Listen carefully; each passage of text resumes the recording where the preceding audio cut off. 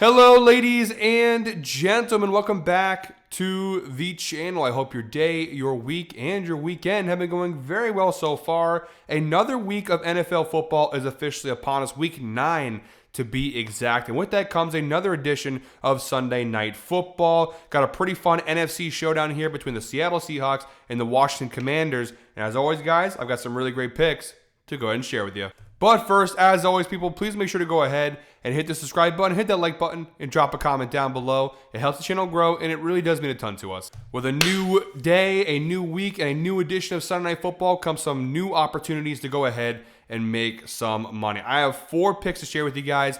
In today's video, we have a spread pick and 3 player props. And that, of course, includes our anytime touchdown player prop giveaway contest. Yes, I know, it's still a mouthful. Pause. Every week here during our Sunday Night Football picks videos, I do a little giveaway contest. The rules are very simple. I give you guys an anytime touchdown player prop at the end of the video. You comment the name of the player that I give you, and if that player scores a touchdown, one lucky commenter wins a free $25 Amazon gift card. It's very easy. It's very simple. We've cashed on our anytime touchdown player prop giveaway in 3 of the last 4 weeks. So we've been on a pretty good run with these touchdown props. Shout out to last week's winner.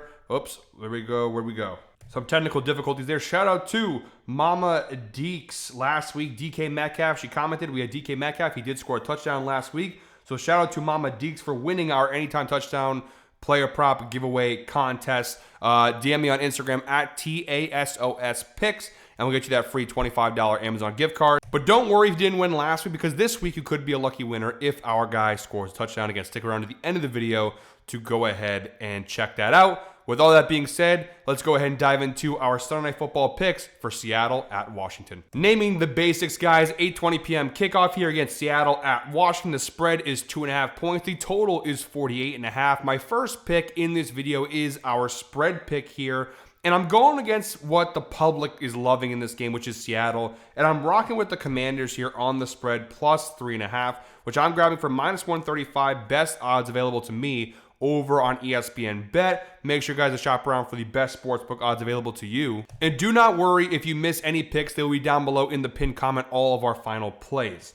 Now, I did adjust the line a little bit, like I mentioned just a few seconds ago. The actual spread is 2.5 points in this game. I'm grabbing Washington at plus 3.5, which I think is a very key number in this spot. If you can't get Washington at plus 3.5 or you don't see the value in it, I would avoid the spread altogether. I think the key number here is that 3.5 point hook. Now, like I mentioned, the public loves Seattle. Over 70% of all tickets, according to Action Network, are currently on Seattle spread. So the public is loving Seattle, and for good reason. If you watched H2H, which is the head-to-head picks video Evan and myself do on the channel, if you haven't checked that out, go ahead and give that a watch. It's a very good video we do every week. We kind of talked about this game a little bit and gave a preview about how everything points to Seattle on the surface, and I get why the public loves them.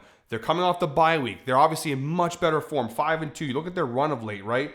Off the bye week, Seattle coming off a big win against Houston. They beat down on Jacksonville. Yeah, they had a tough loss to the Buccaneers, but they've been really good all season long and are coming off a couple of really good performances against the AFC South. Coming off the bye week, they've been very successful, 7-2 against the spread in their last 9 road games, so this is a good team on the road. A lot of good numbers point to Seattle. On the flip side, Washington, no bye week. They're coming off of back-to-back blowout losses to the Cowboys and the Chiefs, back-to-back road games. They've actually lost 3 in a row. They lost the Bears, Cowboys, and Chiefs 3 consecutive weeks in a row. And this team has had a lot of injuries, namely to quarterback Jaden Daniels and wide receiver Terry McLaurin being the 2 most prominent injuries affecting this Commanders team this year. And they're 3-5 overall, not really in good form. They desperately need a bye week. Seattle, the second best team in the NFL according to DVOA numbers. There's a lot of things pointing to Seattle in this spot, and so that's why I understand why the public loves them. But if you look a little bit deeper, I think Washington at plus 3.5 is a great value spot. First and foremost, Jaden Daniels is back in this game. That's the big key thing here. He is not in the injury report. He is healthy.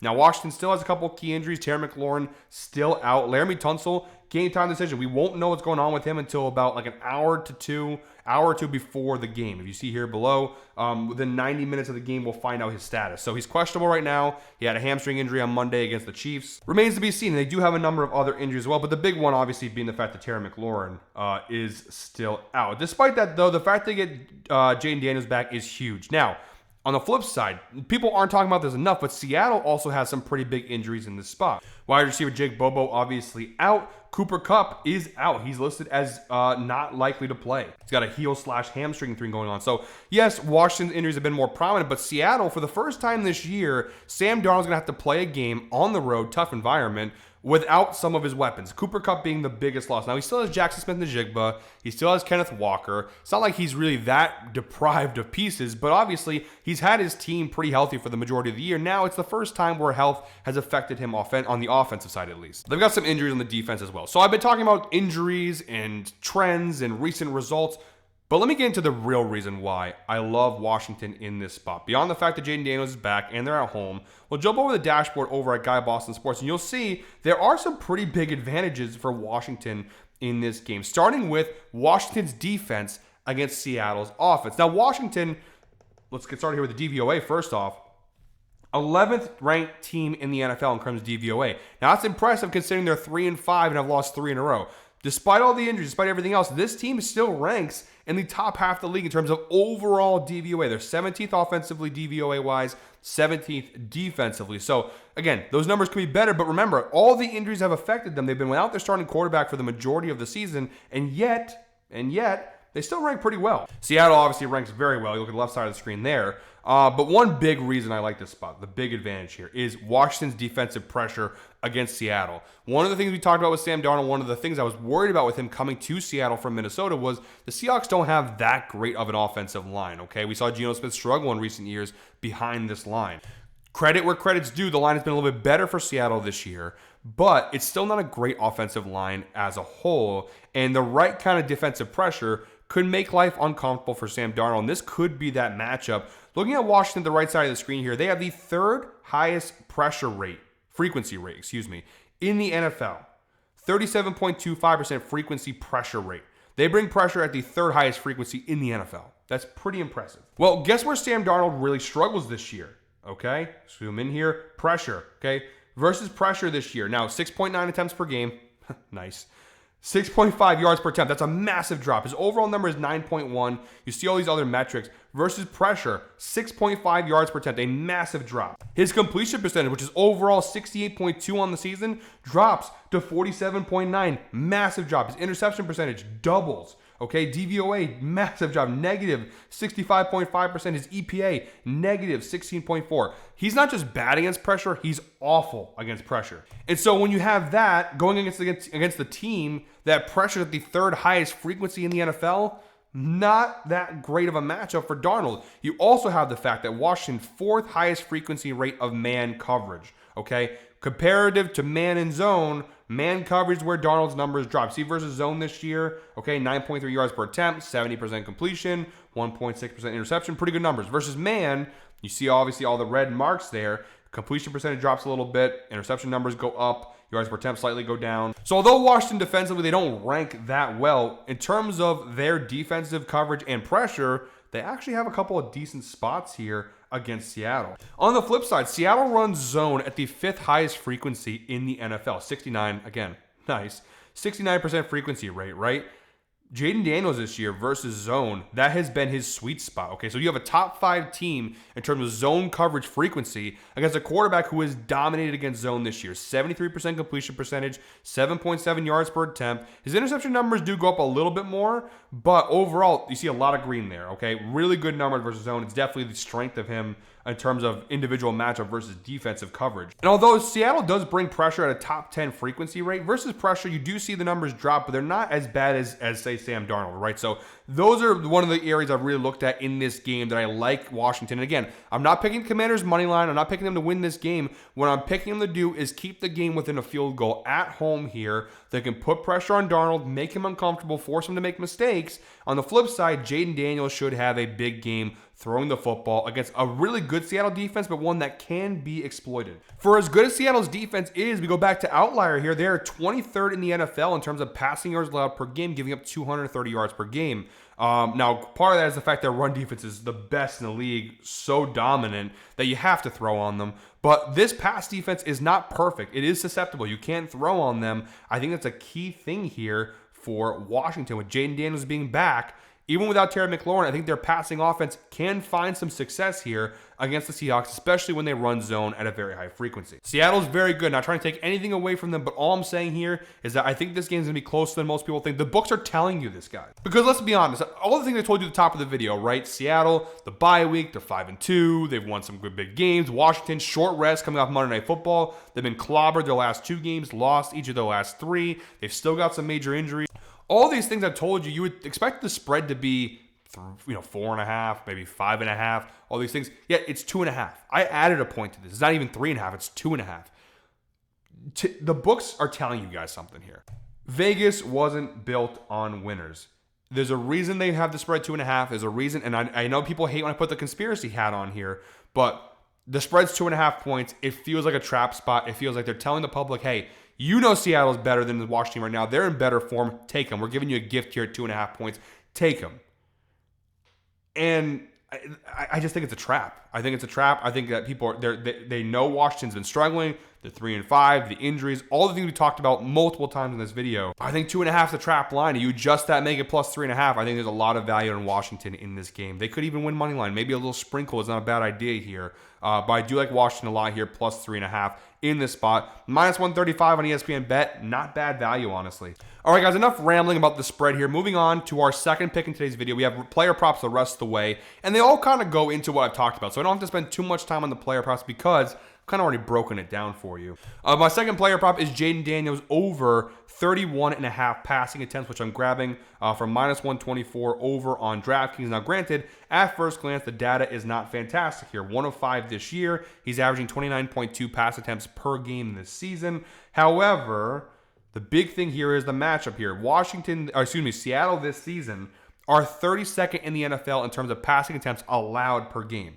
Translation, teams are throwing against Seattle a lot, and it makes a lot of sense because their run defense is so damn good. You can't run the football against Seattle. They're giving up 39.4 passing attempts per game to opposing quarterbacks. We scroll down to recent matchups, and it makes a ton of sense here. Look at the quarterbacks. Stroud, 49 pass attempts. Trevor Lawrence, 42. Baker Mayfield and Aaron Rodgers are tied for the shortest number of pass attempts in a game against the Seattle defense at 33.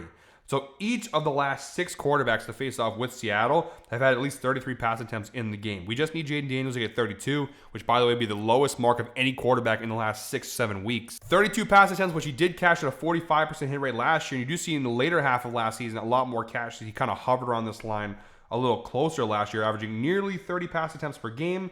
I think it's a good spot here for Jaden Daniels, if I'm being honest here. I don't think Washington's going to be able to run the ball as much as they normally do. They're going to have to rely on his arm to beat the Seahawks, or at the very least keep the game close. So over 31.5 passing attempts, considering the matchup, all the numbers I just shared with you guys, I think it's a pretty good bet. For minus 124, the value is certainly there. For our third pick in today's video, guys, we're going Sam Darnold over half an interception, which I'm grabbing for plus 100 on BetMGM, so we'll take it for plus money, but you can grab it on a couple of different sports books for varying odds. Plus 100 over on BetMGM. So far this year, Darnold's cashed the over in 3 of 7 games, averaging 0.57 interceptions per game this season. In terms of interceptions forced, Washington 19th in the NFL. They average about half an interception forced per game, so not a great defense in terms of forcing interceptions, but last time out on Monday, they forced Patrick Mahomes to throw 2. Herbert threw 1. Michael Penix threw 1. So they have been able to force interceptions here and there. The key thing going back to this screen here, again, look at this number here versus pressure. Okay, 4.2 interception percentage versus pressure, 47.9% completion percentage. Okay, so his numbers obviously drop in a big way when facing off with pressure. I think that Washington defensively can go ahead and force Sam Darnold to make a mistake in this game. Again, I think it's going to be a pesky game. The spread's telling you it's going to be close. Darnold's going to have to use his arm. I know they have some advantages in the running game with Kenneth Walker and Zach Charbonnet, but Darnold's going to have to use his arm in this game with a couple injuries. No Cooper Kupp, no Jake Bobo. I know Jake Bobo obviously isn't that massive as an injury compared to Cooper Kupp, but still, it's another receiver that he's without. I think you could see Darnold struggle a little bit here and throw a pick in this game. For plus money too, the value is too good to go ahead and pass up. And then, guys, our fourth and final pick in today's video is our anytime touchdown player prop giveaway contest pick. I just keep adding more words to it. We got Deebo Samuel here, anytime touchdown, which I'm grabbing for plus 150 over on FanDuel. At first glance, he's cashed in 4 of 7 games this year, averaging 0.57 touchdowns per game this season. However, We narrow this down to games played with just Jaden Daniels, right? Because obviously Jaden Daniels missed a few games, right? With Jaden Daniels this year, Deebo Samuel, 3 of 4, averaging 0.75 touchdowns per game. That's first and foremost. When Jaden Daniels has played, minus the Chicago game, Deebo Samuel scores touchdowns. Looking down below here, obviously he is the most targeted weapon in this offense with Terry McLaurin being out. Deebo's the number one wide receiver here, 49 targets. That's a 22.4% target share this season. He is also the most targeted receiver in the red zone. 6 red zone targets this year. It's a 31.6% target share in the red zone, so a lot of work. And obviously he can run it as well. Now, granted, he's only won the football 9 times this year, and he only has 1 red zone carry. So they haven't really been using him in the running game as much as I thought they would. But he obviously, we know that he can be used in that way. They can use him in the red zone as a running threat or a receiving threat, which gives him an extra opportunity to go ahead and score a touchdown. Now, versus wide receivers, Seattle this year 11th, giving up just 0.9 touchdowns per game. So obviously they are a very good defensive team. They're not giving up too many touchdowns in general. But Jaden Daniels being back, Deebo being the most heavily targeted player outside and inside of the red zone for this Commanders offense, I think he's a pretty good bet here to go ahead and score a touchdown. For plus 150, I think it's a lot of great value there for Deebo. So again, comment Deebo Samuel down below in the comment section. And if Deebo scores a touchdown, one lucky comment to win a free $25 Amazon gift card. And again, we've cashed this 3 of the last 4 games. So we've been on a pretty good run. Let's see if we can't make it 4 of our last 5 here and hit this Deebo prop. All right, guys, that is it for me today. And I apologize if I sound a little weird. I am still sick. Battled through, though. Kind of took as much medicine as I could to get through this recording. So I appreciate your patience and your understanding throughout this video. That is it for me today. Thank you very much, as always, for watching, guys. One more time, please make sure to go ahead and hit the subscribe button, hit that like button, and drop a comment down below. We'll be back next week with another edition of Sunday Night Football Picks. Until then, guys, I hope you're all winners. Enjoy your weekend. Enjoy Sunday night. Let's go ahead and make some damn money, baby. Let's go.